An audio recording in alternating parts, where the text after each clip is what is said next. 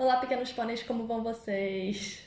No vídeo de hoje eu venho regravar um que eu fiz há muito tempo sobre corais. Eu tenho feito isso com alguns outros vídeos e eu pretendo fazer mais também, porque às vezes tem uma informação que está incompleta, ou não é mais assim, ou eu quero acrescentar alguma coisa e não tem como, só eu regravando de novo. Então é isso que eu tô fazendo com alguns vídeos.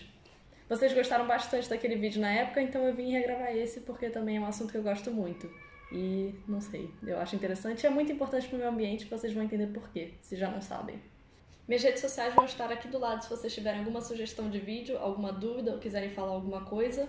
E desculpa, minha dicção hoje está péssima, mais do que o normal, então me perdoem de verdade.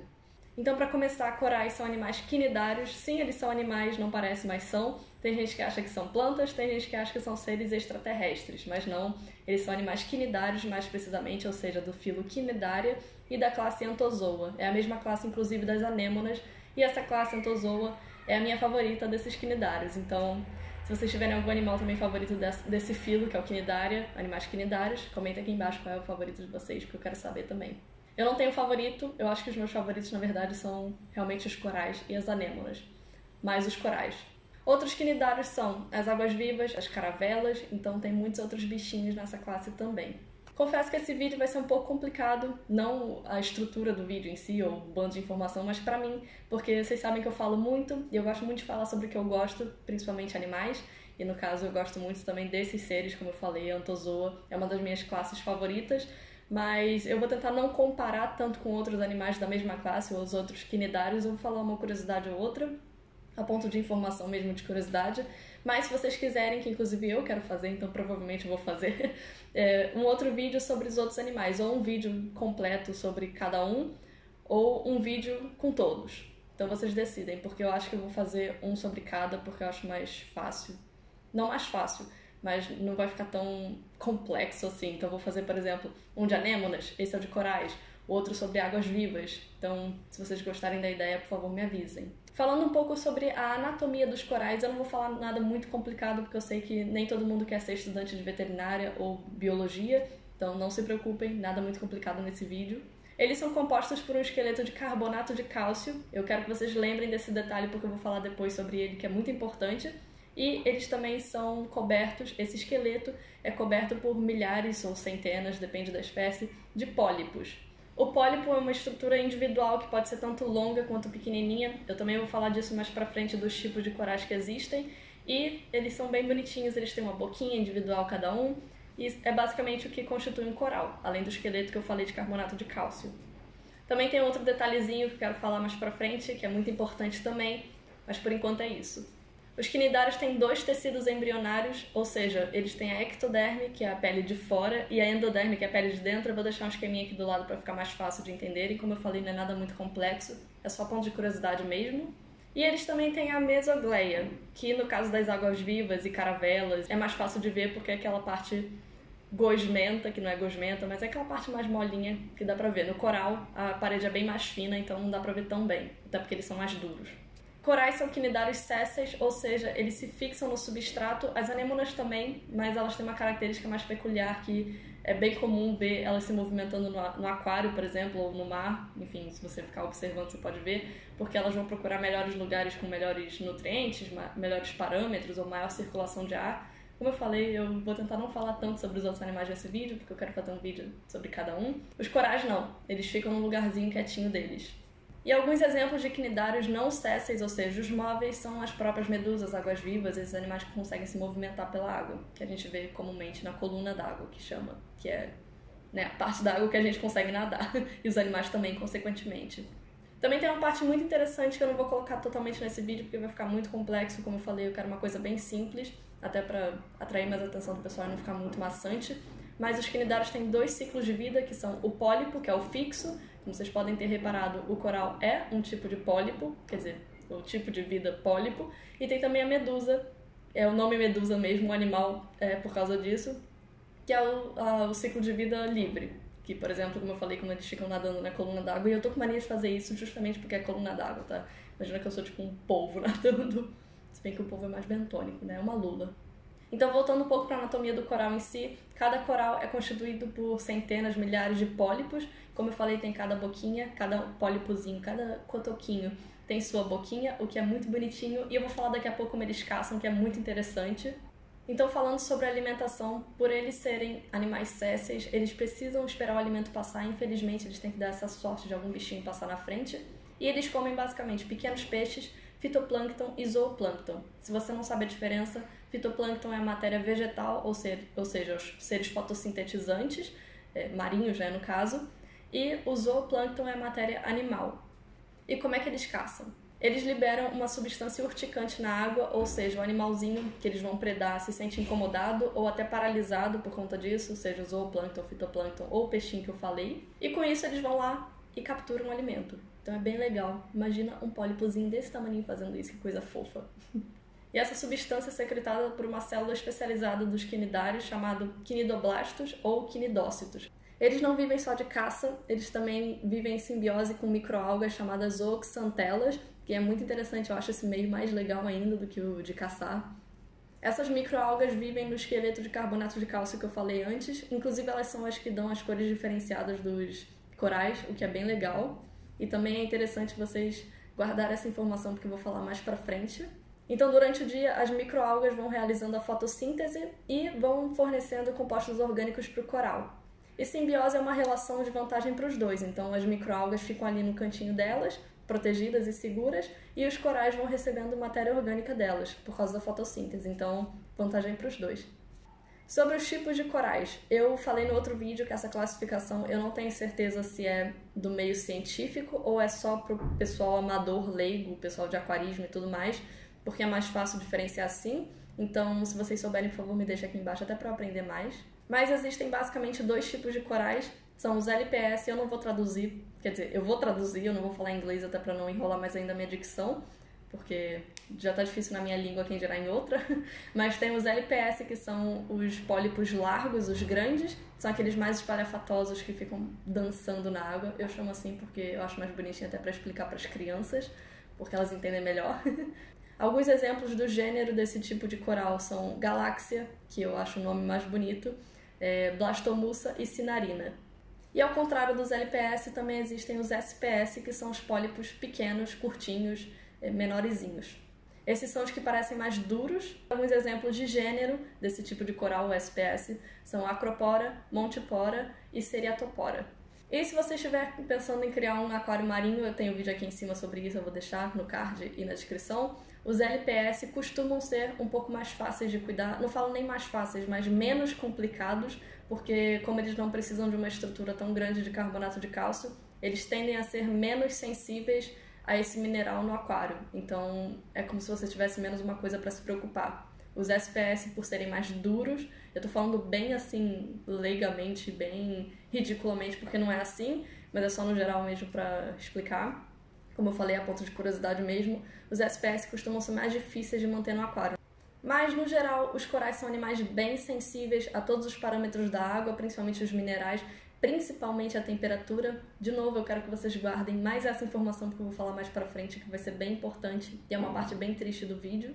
E, claro, cada espécie tem sua necessidade especial, tanto de temperatura, quanto de minerais, quanto de luz até. Então, como eu falei, tem essa simbiose com as zooxantelas, então é muito essencial que elas tenham muita luminosidade.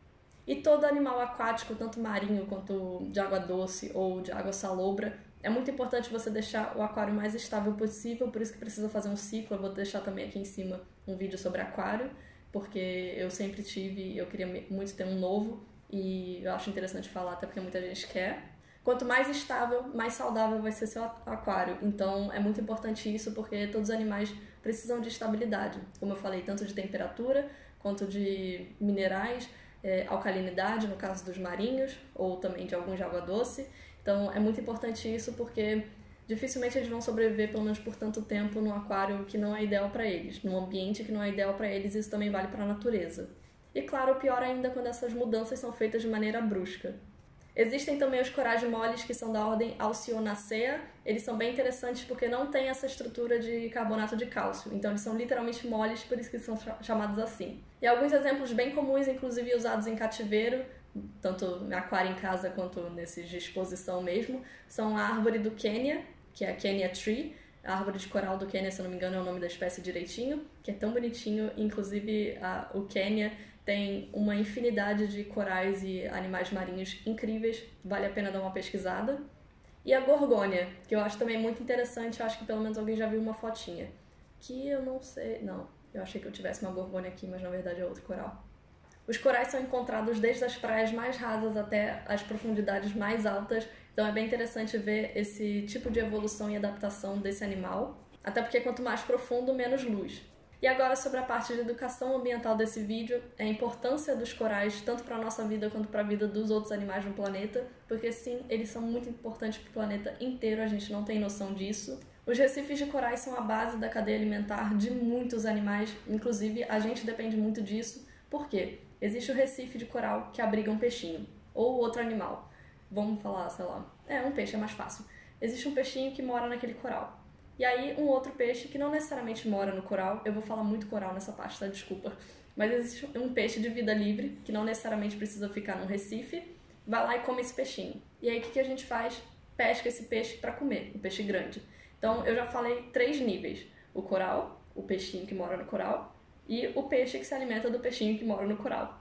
Se der, eu vou botar um esquema para não ficar tão complicado. Desculpa.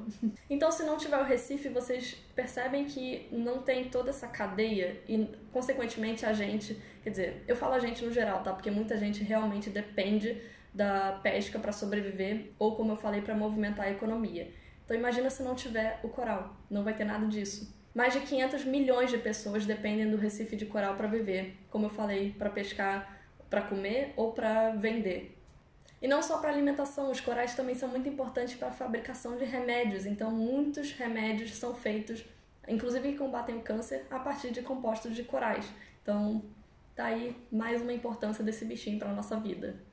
Mais de 65% das espécies de peixes vivem nos recifes de corais. Então, como eu falei no exemplo, esses peixinhos são ingeridos por outros peixes maiores que a gente pesca, por exemplo. Então, imagina se não tivessem esses peixes.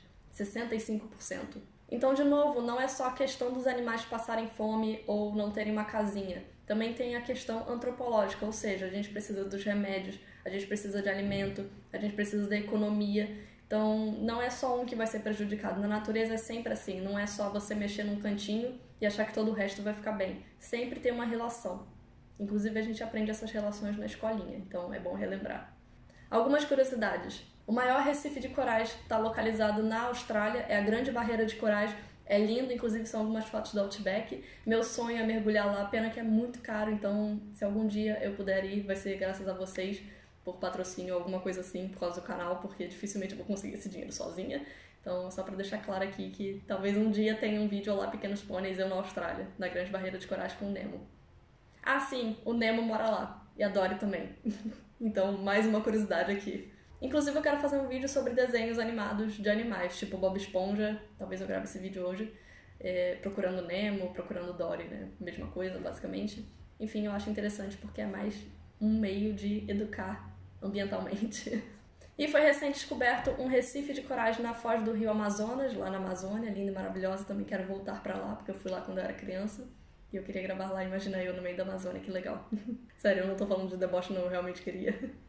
Infelizmente, essa área que os corais estão é de interesse petrolífero, então teve que ser protegido pelo IBAMA, se eu não me engano. Foi muito interessante, foi um alarde quando isso aconteceu, porque mal descobriram os corais e já queriam furar tudo para achar petróleo. Então, por enquanto, pelo menos, estão protegidos por causa do IBAMA e a gente espera que continue assim. Infelizmente, 30% da Grande Barreira de Corais já morreu e mais de 50% dos corais do mundo inteiro também já morreu. O maior culpado desse extermínio todo dos corais é o aquecimento global. Sinceramente, eu não entendo como tem gente que não acredita nisso até hoje. Com tanta informação, com a internet por aí, é só ver o que a gente tem feito com o planeta ao longo desses séculos todos e mesmo assim as pessoas não se tocam que o aquecimento global é real e que está acabando com o planeta. O oceano retém mais de 90% do calor que a Terra recebe do Sol, então não parece, às vezes o ar não está tão quente, a gente está vivendo nossa vida normalmente, mas o oceano está praticamente fervendo, tem áreas que já chegaram a 36 graus Celsius, Então, olha a gravidade disso e a gente nem se toca o que está acontecendo. Não sei se vocês lembram, mas eu falei no início desse vídeo que os corais são muito sensíveis à mudança de parâmetro de água, principalmente brusca. Então, imagina de uma semana muda a temperatura 5 graus. Parece pouca coisa, mas para qualquer animal isso é muito. Ainda mais um animal que não está entendendo o que está acontecendo e que, obviamente, não tem como sair dali. A gente, se tiver incomodado com alguma coisa, pode fabricar, ou se proteger ou ir embora. Os corais não têm essa oportunidade e muitos animais também marinhos não têm, porque vão fazer o quê? Ir para a terra? Claro, a poluição também é um grande fator, mas principalmente é o aquecimento global. Eu acho que poluição também todo mundo já sabe que o planeta sofre há muito tempo e a gente tem que fazer alguma coisa a respeito porque não está dando mais. Os corais passam por um fenômeno chamado branqueamento. Isso acontece quando o esqueleto de carbonato de cálcio, o branco, fica exposto depois que a temperatura da água aumenta demais, a ponto deles perceberem que não vão mais conseguir sustentar a vida, ou seja, as microalgas. O que acontece? Eles expulsam, então eles ficam só o branquinho do esqueleto. Esse é o início do processo de morte dos corais. Dependendo do dano, pode ser reversível ou irreversível. Você chega num ponto que não tem mais como salvar, eles começam a sofrer RTN, que se chama necrose rápida de tecido, traduzindo. Então ele literalmente começa a se desfazer, parece pó na água. Tanto que se você pegar e começar a fazer assim, ele se dissolve totalmente. Então isso acontece porque ele não tem mais salvação. E entre o processo de expulsão das zooxantelas e da necrose rápida de tecido, pode acontecer das algas, outras algas começarem a crescer lá. Isso você começa a perceber que realmente não tem mais como salvar. Depois que a gente aprende sobre isso, porque muita coisa a gente nem imagina que acontece no planeta, mas eu, pelo menos, sou louca por meio ambiente, principalmente pelo mar, oceano, eu comecei a ver documentários, que eu vou deixar umas dicas daqui a pouco, e comecei a reparar nisso. Depois que eu aprendi sobre o fenômeno de branqueamento dos corais, eu comecei a perceber fotos e vídeos, até que as pessoas postam assim nas redes sociais, ou que eu vejo nos filmes e tudo mais, eu fico pensando, nossa, esse coral tá morrendo, esse coral já tá morto, esse coral tá começando a entrar na fase de branqueamento, a sofrer isso. Esse tá com pouco peixe, esse tá com muito peixe, esse tá bem colorido, tá bem saudável. Então a gente começa a perceber isso e é bom ter esse olho crítico justamente para criticar, para você parar e pensar, não, tem alguma coisa errada, não tá tão bonito esse fundo do mar, o que tá acontecendo? E sobre documentários, eu deixo aqui 2 sugestões muito boas. O primeiro é Chasing Coral, eu acho que é Buscando Corais, Procurando Corais. Tem na Netflix, pelo menos tinha até pouco tempo atrás. Tem mais a ver com justamente esse processo, foi lá que eu aprendi e quis fazer o vídeo, esse vídeo aqui que eu tô fazendo agora, sobre branqueamento e sobre corais no geral, porque eles falam da importância, eles mostram como reproduz em cativeiro, sobre o projeto de conservação. Eles vão para esses lugares que a água está muito quente e vão, ao longo de alguns meses, ou um ano, não lembro, vão fazer um time-lapse dos corais morrendo. Então eles mostram depois o resultado final e é muito triste. Então esse é mais focado no aquecimento global e corais em si. E o segundo documentário é Oceanos de Plástico, também é muito interessante, eu recomendo muito. Não é necessariamente só sobre aquecimento global ou sobre corais, mas fala muito sobre poluição, microplástico, porque não é só plástico que a gente joga, tipo sacola, que a gente vê muito tartaruga morrendo, principalmente por isso, né? Mas também existem microplásticos, que são aqueles que a gente nem vê direito, que só vão se acumulando no organismo e a gente ingere no final também, ou compostos químicos, ou outras coisas muito ruins que a gente nem para pensar, porque nem sempre o ruim é o que a gente vê, que é grande, ele vai se decompondo no caso do plástico. Então, são muitos níveis de maldade. Eu espero que com esse vídeo vocês tenham se conscientizado um pouco mais, tenham aprendido um pouco mais sobre corais.